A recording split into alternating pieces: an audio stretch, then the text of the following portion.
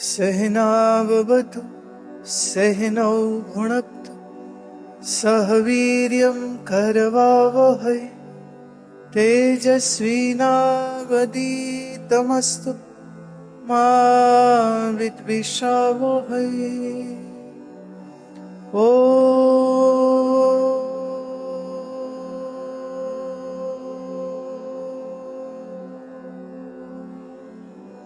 शांति शांति शांति।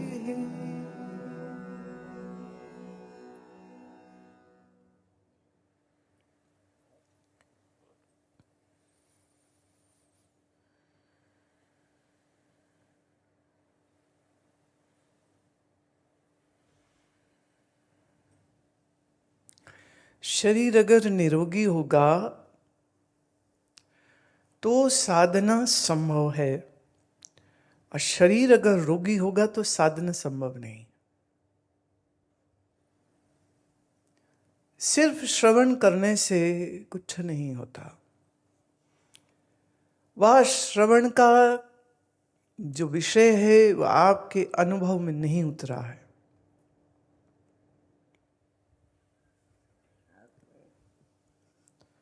और अनुभव में उतारने के लिए जितनी तड़प, जितना संकल्प होना चाहिए वो चाहिए। उसके बीच में आप कोई मिडवे नहीं होता इसमें। साधना की परिपक्वता के लिए दो चीजें चाहिए होती हैं। एक है निरंतरता और दूसरा है वैराग्य। जैसे एक बच्चा स्कूल रोज जाता है, कॉलेज रोज जाता है तो डिग्री मिलती है। खाना रोज खाता है तो शरीर में ताकत आती है। ऐसे ही साधना की निरंतरता बहुत आवश्यक है। और उस निरंतरता में बाधा क्या बनती है? वो बाधा होती है चार। पहली, मंद बुद्धि होना। जिसके बुद्धि कम है उसको तुम जितना मर्जी सुना लो, उसे समझ ही नहीं आ रही। तो अध्यात्म मार्ग बुद्धिमानों के लिए है, मूढ़ों के लिए नहीं। और विशेष करके वेदांत का विषय हो, विशेष करके योग का विषय हो, तो मूढ़ों की यहां कोई जगह नहीं। मूढ़ मतलब जिसका कहो आईक्यू लेवल बहुत कम है, जो साधारण संसार की चीजों को ही याद ठीक से नहीं रख पाता है। ऐसा व्यक्ति आप कहो कि इन वेदांत के गहन सूत्रों को समझ लेगा और याद कर लेगा तो थोड़ा मुश्किल काम है। तो मंद बुद्धि होना यह साधना में सबसे बड़ी रुकावट है। हमारे इस देश में कोई बच्चा मंद बुद्धि ना रहे, इसके लिए बच्चे के गर्भाधान से पहले ही स्त्री और पुरुष दोनों ही गायत्री का निरंतर जप करते हैं, जो कि आप लोगों ने नहीं किया। तो फिर आपने जो मॉडल पैदा किए देख लो वो कैसे। फिर कह दूं, दुनियावी एकेडमिक डेवलपमेंट्स, अचीवमेंट्स को मैं अध्यात्म की दृष्टि से देखूं तो उसकी कोई वैल्यू नहीं है। मान लो एमटेक हो गया, मान लो लॉ कर लिया, मान लो एक साइंटिस्ट हो गया, मान लो वो एरोनॉटिकल इंजीनियर हो गया, मान लो वो स्पेस साइंटिस्ट हो गया, क्या इससे वो अपने मन के क्लेशों से मुक्त हो जाएगा?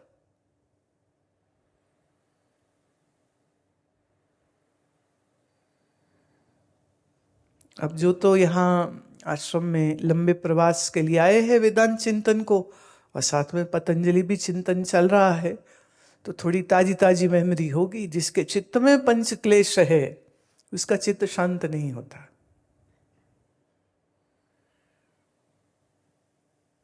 क्या है पांच क्लेश, कौन बताएगा?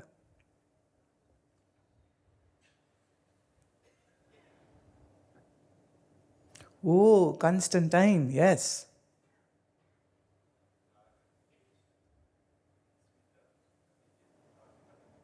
Wow, wonderful. You know how hard he is working. And he has learnt those by heart. Great. Raga, attachment. Dvesha, aversion. Asmita, the sense of ego, I am. Abhinivesha, having fear of death. राग द्वेष अस्मिता अभिनिवेश, ये क्लेश है। तो ये क्लेश mood के हो सकते हैं, बुद्धिमान के कैसे? बुद्धिमान हम किसको कहेंगे? जो ये समझता है एक किसी से राग मतलब क्या होता है कि तुमने अपने मन का सुख किसी मनुष्य में डाल दिया है कि ये मुझे मिलेगा तो मुझे सुख होगा और ये नहीं मिलेगा तो मैं सुखी नहीं हूं।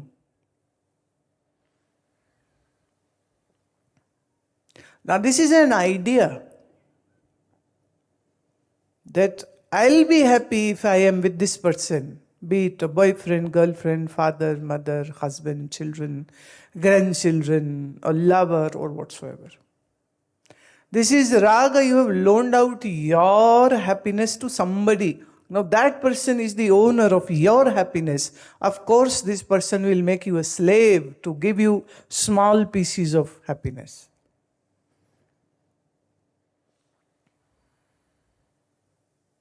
तो इनसे सुख तब मिलेगा जब वो चाहेंगे। अब अगर पत्नी जी का मूड खराब है तो पति को तो सुख नहीं मिलेगा। अगर बेटे का मूड खराब है तो वो माँ बाप की बात नहीं सुनेगा। अगर पति को अच्छा नहीं लग रहा वो पत्नी को उसकी मर्जी नहीं करने देगा। मैंने जब अपना सुख किसी के साथ बांध दिया तो मैं उसका गुलाम हूं।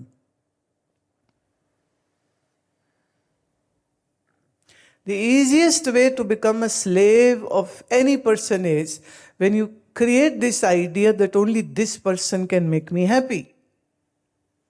And then another idea is that if this person comes in my life, I'll be very unhappy.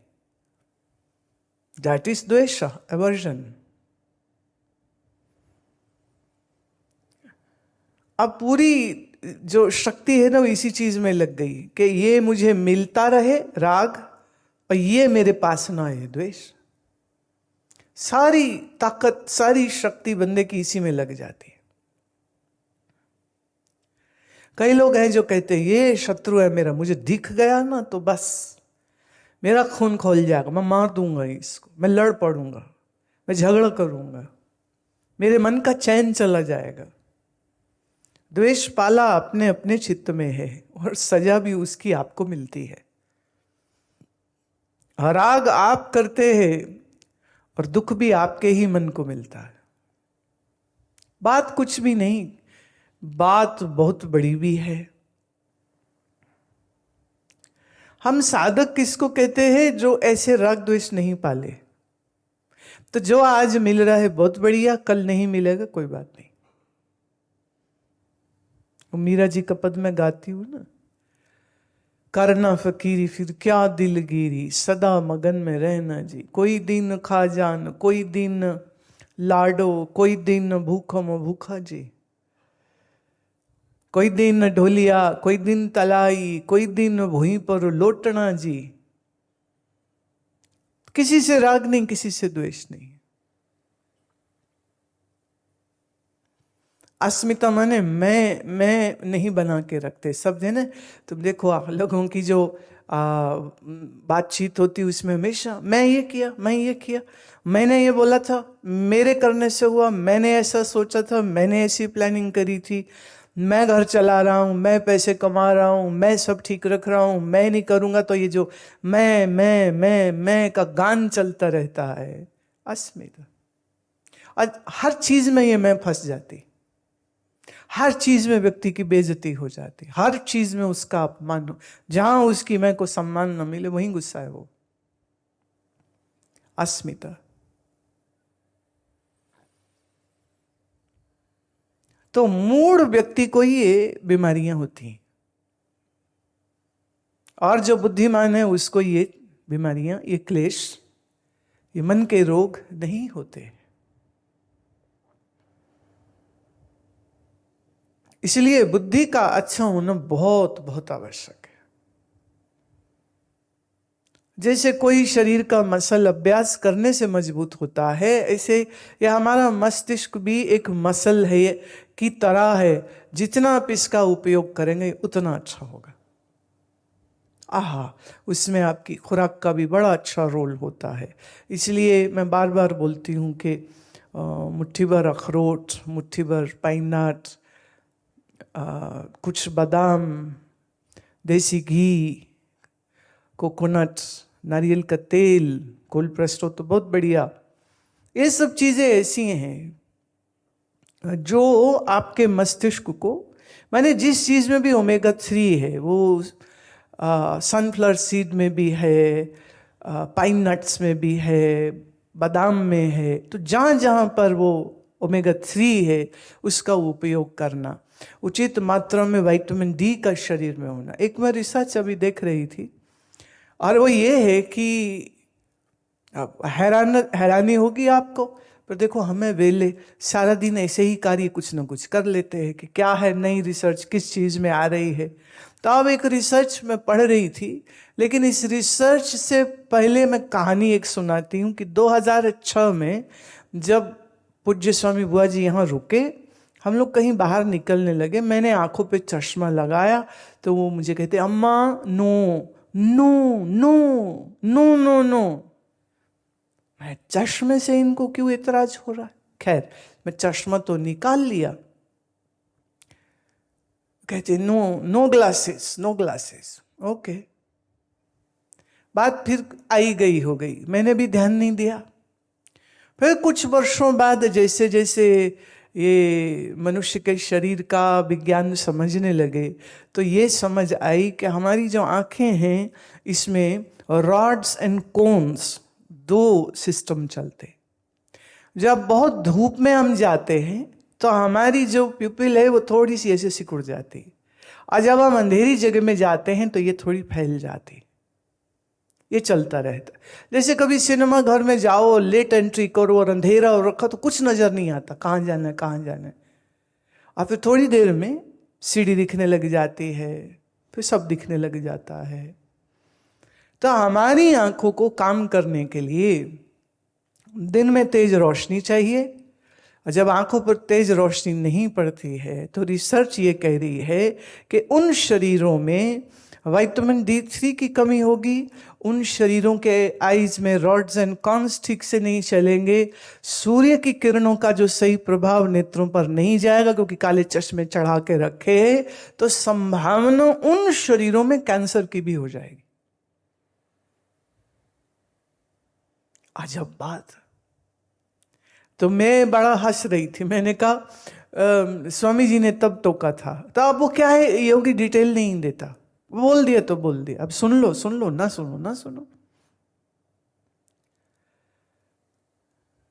और मैं वैसे चश्मे का प्रयोग अभी भी करती हूं, पर जब गाड़ी में होती हूं और अगली सीट पे बैठती हूं और आंख बंद करके मुझे कुछ संगीत सुनना है या विश्राम करना है, तो बंद आंखों के ऊपर चश्मा लगा लेती हूं, बंद आंखों पर।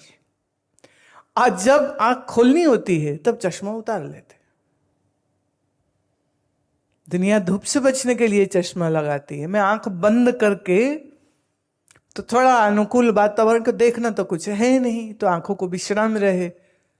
पर दिन के समय में खूब अच्छी रोशनी में रहना, और अजब चीज बताऊं आपको, आज विज्ञान यह भी कह रहा है कि रेड इंफ्रा लाइट के सामने अगर आप रहेंगे तो इससे आपकी रात्रि की नींद अच्छी होगी। और ख्याल करना, हमारे यहां शाम के समय पर संध्या जरूर की जाती थी या ज्योति जलाई जाती थी। तेज रोशनी नुकसान करती है, पर घी की जो ज्योति है ये आंखों के लिए बड़ी लाभकारी होती है। तो हमारे ऋषियों की कुछ जो जो चीजें हैं ना, उसको विज्ञान आज पुष्टि दे रहा है। तो पहले लोग कहते हैं, ऐसे ही कह देते हैं, क्या मतलब इसका, क्या मतलब इसका। तो मेरे को बड़ा मजा आ रहा था, तो स्वामी जी को खूब याद किया।